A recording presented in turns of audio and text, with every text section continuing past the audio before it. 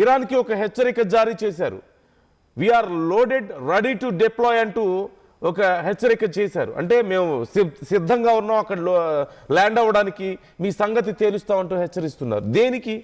ఇరాన్లో అక్కడ అంతర్గతంగా అల్లర్లు జరుగుతుంటే అమెరికాకి ఏం పని?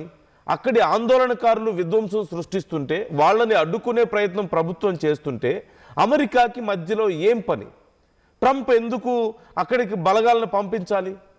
అక్కడి ప్రభుత్వం మీద మేము యుద్ధం చేస్తాం అవసరమైతే అని ఎందుకు చెప్పాలి? అసలు ఇరాన్ అంతర్గత విషయం. ఈ విషయాన్ని ఇరాన్ సుప్రీం లీడర్ ఖమేనీ కూడా చెప్తున్నాడు, ఆందోళన వ్యక్తం చేస్తున్నాడు ఈ విషయంలో. ఇక్కడ జరుగుతున్న అల్లర్లు కానీ, ఇరాన్లో జరుగుతున్నటువంటి పరిణామాలు కానీ కేవలం మా దేశానికి సంబంధించినవి, మీరెందుకు ఇన్వాల్వ్ అవుతారు, మీకేం పని అని చెప్పి వారు క్వశ్చన్ చేస్తున్నారు.